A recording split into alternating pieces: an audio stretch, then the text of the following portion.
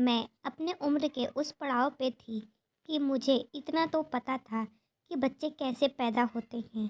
पर जब मेरी विधवा माँ ने एक बेटी को जन्म दिया तो यह देखकर मैं हैरान हो गई, क्योंकि मेरे पिताजी का स्वर्गवास हुए तो वर्षों गुजर गए थे।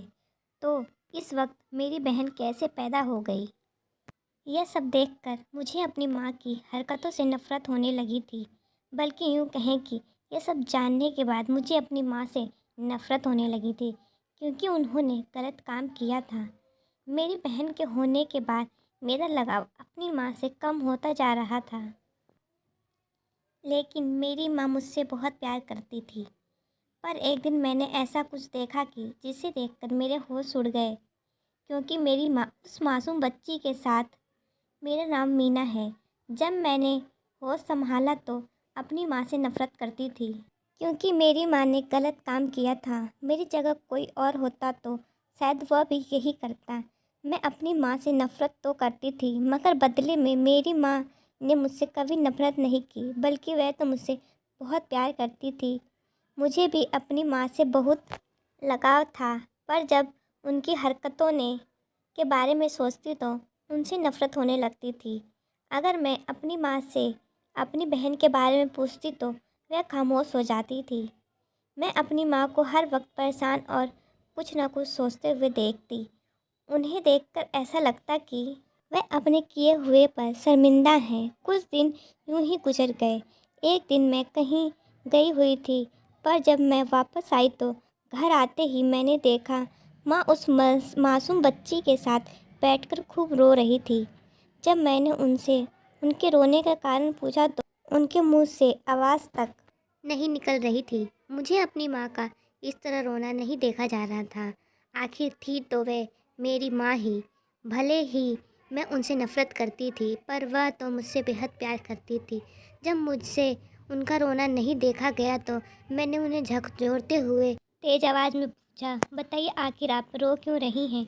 मेरे ऐसा करने से माँ मुझे पकड़कर सिसक सिसक कर खूब रोने लगी, और रोते रोते उन्होंने कहा, मैं जो रो रही हूँ यह सब सिर्फ तुम्हारी वजह से रो रही हूँ, क्योंकि मुझसे तुम्हारी नफ़रत देखी नहीं जाती, क्योंकि मैं एक माँ हूँ।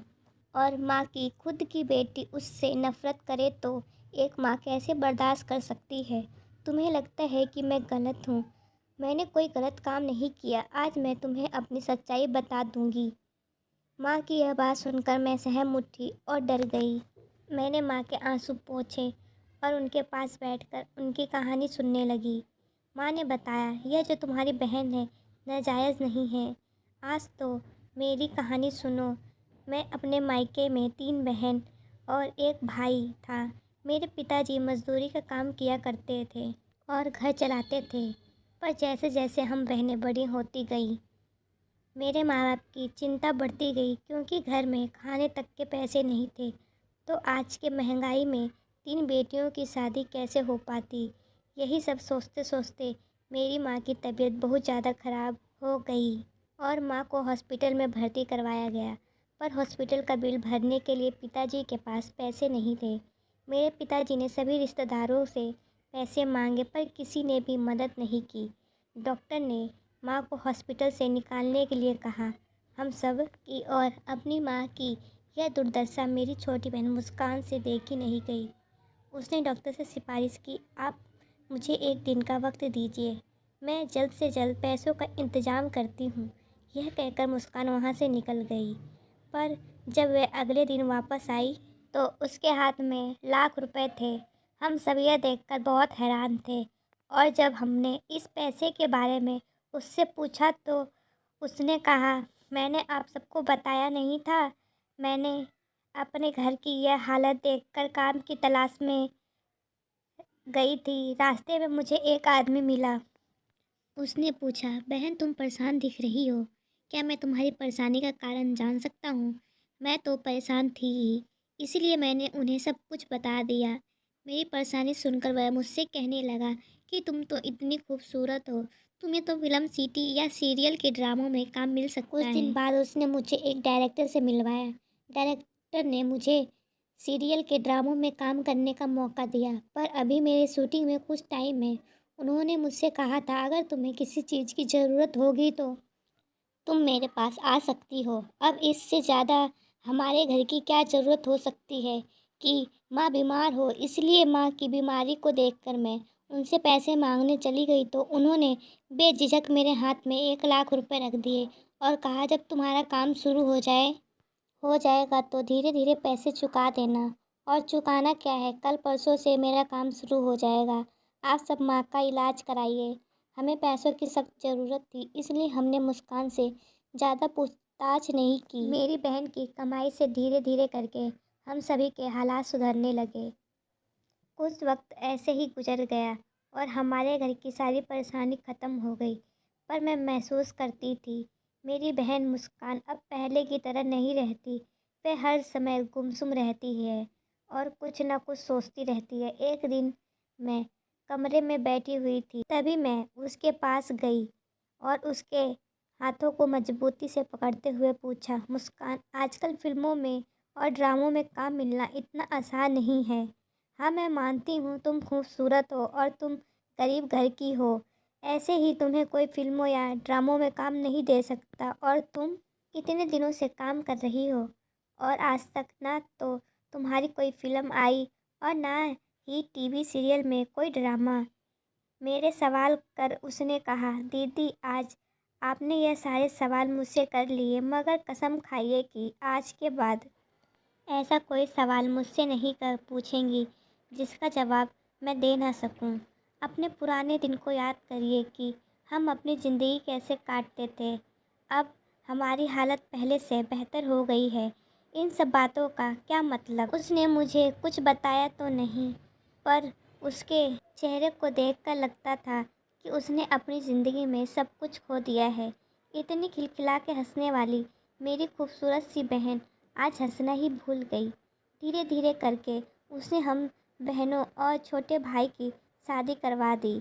जब मेरी शादी के बाद मेरी विदाई की बारी आई तो उसने कहा, दीदी, आप जा रही हो, पर कभी मेरा बुरा वक्त आए तो आप मेरा साथ ज़रूर देना, क्योंकि आप मेरी बहन ही नहीं, मेरी सबसे अच्छी सहेली भी हो। मैंने रोते हुए कहा, पगली, तू ऐसा कह भी कैसे सकती है? मैं तेरे लिए अपनी जान तक देने के लिए तैयार हूँ। तू एक बार आवाज़ तो दे। मैं अपने ससुराल तो चली आई थी, पर मुझे अपनी बहन का खामोश चेहरा बार बार नज़र आता। शादी के बाद मेरी ज़िंदगी में कुछ दिन बाद तुम आई। तुम्हारे पैदा होने के 1 साल बाद तुम्हारे पिताजी की मौत हो गई। तुम्हारे पापा के मरने के बाद मैं एक बार फिर से टूट गई, पर मेरी उसी बहन ने मुझे दोबारा से ज़िंदा किया।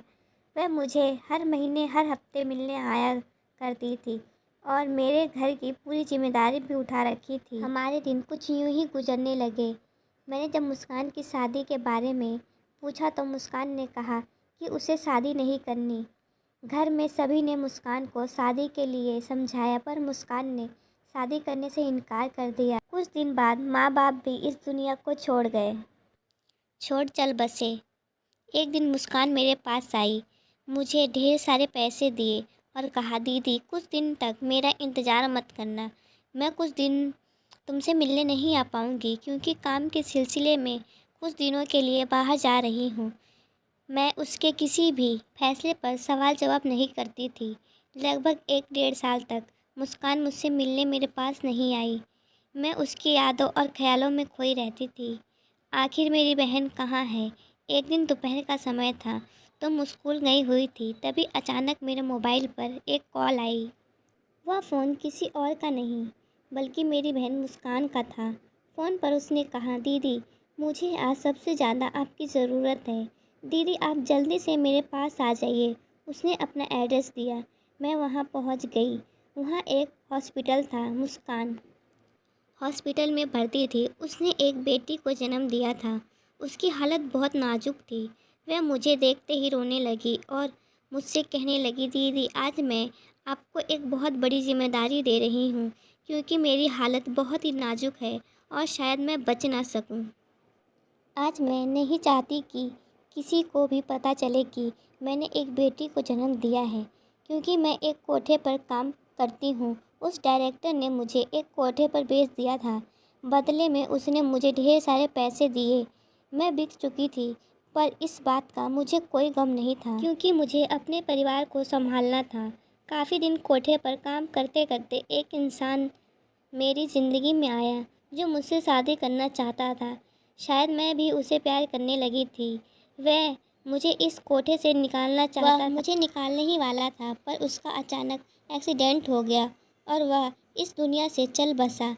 पर उसके प्यार की निशानी मेरे पेट में पनप रही थी। उसकी मौत के बाद आज मैंने एक बेटी को जन्म दिया है। दीदी, यह मेरी बेटी मेरे प्यार की निशानी है। मैं इस हॉस्पिटल में चुपके से आई हूँ। किसी को भी पता नहीं कि मैंने एक बच्ची को जन्म दिया है, क्योंकि अगर कोठे वालों को पता चल गया तो कि मैंने एक बेटी को जन्म दिया है तो वे लोग मेरी बेटी को ले जाएंगे। यही कहते हुए वह इस दुनिया को से विदा हो गई। मैंने इस बच्ची को सीने से लगा लिया, घर ले आई और सबसे कहा कि यह मेरी बेटी है। तुम्हारी नफ़रत भी गलत नहीं थी, पर मैं तुम्हें सच्चाई इसलिए नहीं बताती थी। नादानी में आकर तुम यह बात किसी को बता न दो कि यह तुम्हारी मौसी की बेटी है, और किसी को पता चल जाए और मेरी बेटी को वो लोग मुझसे जुदा कर कोठे पर काम करवाने लगे। मैं अपनी बहन मुस्कान के लिए तो कुछ नहीं कर पाई, पर मैं उसकी बेटी को दलदल में नहीं जाने दूंगी। मैं इसके लिए जी जान लगा दूंगी, और मैंने ऐसा ही किया भी। पर मुझे ऐसा करते हुए अपनी खुद की बेटी की नफ़रत का सामना करना पड़ा, जो मेरे लिए बहुत मुश्किल था। यह कहते कहते माँ फिर से फूट फूट कर रोने लगी। माँ की बातें सुनकर मैं भी शर्मिंदा थी। मैं उनके गले लग गई और खूब रोई, क्योंकि माँ जिस दर्द से गुजर रही थी, कोई भी होता तो ऐसा ही करता। अगर आपको हमारी कहानी अच्छी लगे तो चैनल को सब्सक्राइब करें, शेयर करें, बेल आइकन को क्लिक करें। कमेंट बॉक्स में जाके हमें एक कमेंट ज़रूर करें। धन्यवाद।